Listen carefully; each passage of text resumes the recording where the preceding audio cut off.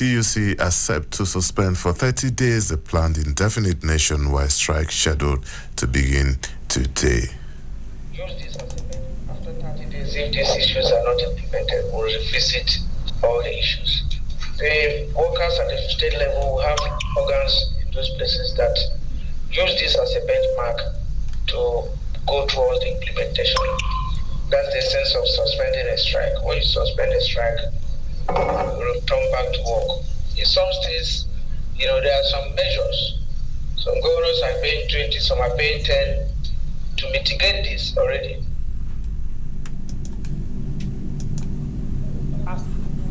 Considering an appeal? This is 93.7.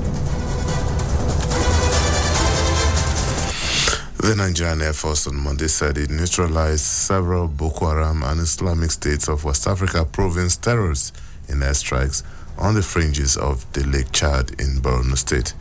The Director of Public Relations and Information, Nigerian Air Force, Air Commodore Edward Gobwet, made this known in a statement in Abuja.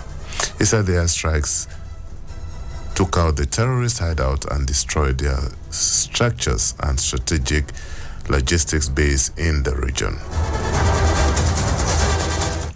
No fewer than 35 people have been reportedly killed in a fire incident at an illegal oil refining site in Rivers State. The incident happened at a mobile local government area of the state. It was gathered that a fire broke out at the illegal oil refining site late Sunday night and that all the people, numbering over 45, were affected. The former Minister of Petroleum Resources, Desiane Alison Madueke, on Monday appeared before the Westminster Magistrate Court in the United Kingdom over an alleged £100,000 bribe. The district judge, Michael Snow, granted Alison Madueke a £70,000 bail.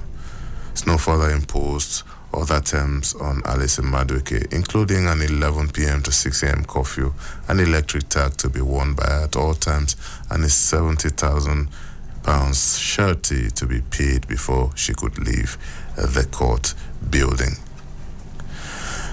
Efforts by the EFCC to arraign her have been unsuccessful as she had not returned to Nigeria since 2015. But the anti-graft agency said on Monday that it had commenced an extradition process to bring Desiane back to Nigeria to face trial. The Governorship Election Petition Tribunal sitting in Nasarawa State has nullified the election of Governor Abdullahi Sule of the All Progressives Congress and declared PDP's David Ombugado as the winner of the March 18, 2023 governorship election in the state. Delivering the judgment virtually, Chairman of the Tribunal, Justice Ezekiel Ajayi, declared Ombugado of the PDP as the lawfully elected governor of Nasarawa State.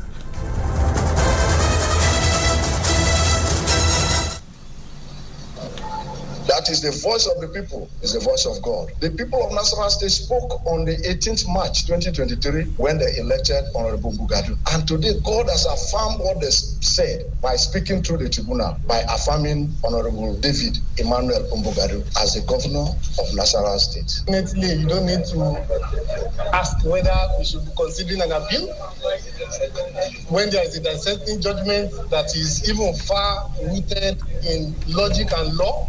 There is definitely we are still under our Chief Olanipegun Adelodo and Co. So we have to go and sit down and discuss.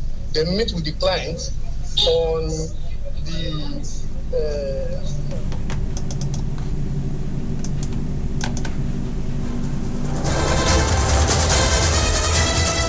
The Adamawa Governorship Election Petition Tribunal has affirmed the election of Governor Amadu Fintiri of the PDP. Candidate of the Social Democratic Party, Dr. Umar Ado, and his party had challenged Fintiri's victory before the tribunal, alleging corrupt practices, threats, and violence at the election.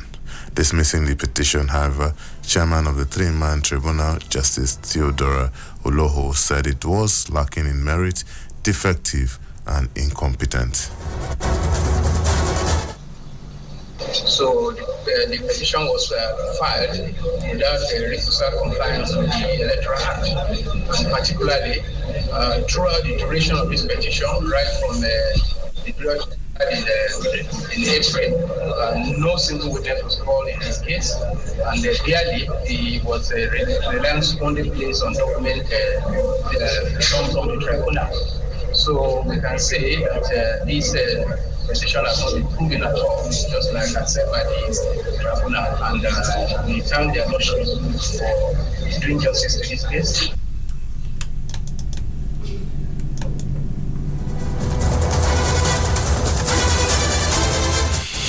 And on the foreign scene, an army colonel has been sentenced to death in the Democratic Republic of Congo for his role in the killing of more than 50 demonstrators in August. Troops serving under Mike Makumbi opened fire in the eastern city of Gombe on members of a religious sect taking part in a banned protest against the UN peacekeeping force. The United Nations has backed Kenya's offer to lead a multinational security force in Haiti in response to a plea from the Caribbean nation's Prime Minister for help restoring order. Haiti has suffered from gang violence for decades, but the current waves of brutality escalated after the July 2021 assassination of the president. The result of the voting is as follows: 13 votes in favor, 2 abstentions, no votes against. The draft resolution has been adopted as Resolution 2699, 2023. This mission comes at the request of the Haitian government and Haitian civil society to address the insecurity and dire humanitarian crisis the country has faced for far too long. The deployment of this mission will help to support Haiti's critical near-term needs, to foster the security conditions necessary for the country to advance long-term stability. The resolution makes clear the MSS mission will operate in strict compliance with international law and include dedicated expertise in anti-gang operations, community-oriented policing, children and women's protection, and preventing and responding to sexual and gender-based violence.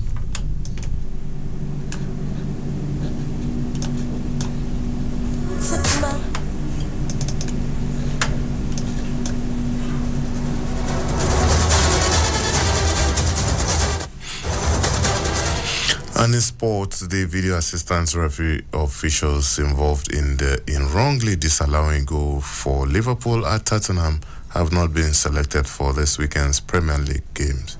Darren England and assistant Dan Cook did not overrule on Saturday when Luis Diaz was wrongly flagged offside. The on-field referee from that game, Simon Hopper, will be the VAR official for Bournemouth's trip to Everton. And that's the Citizen FM News at noon. I'm Lawrence Almighty. Good afternoon.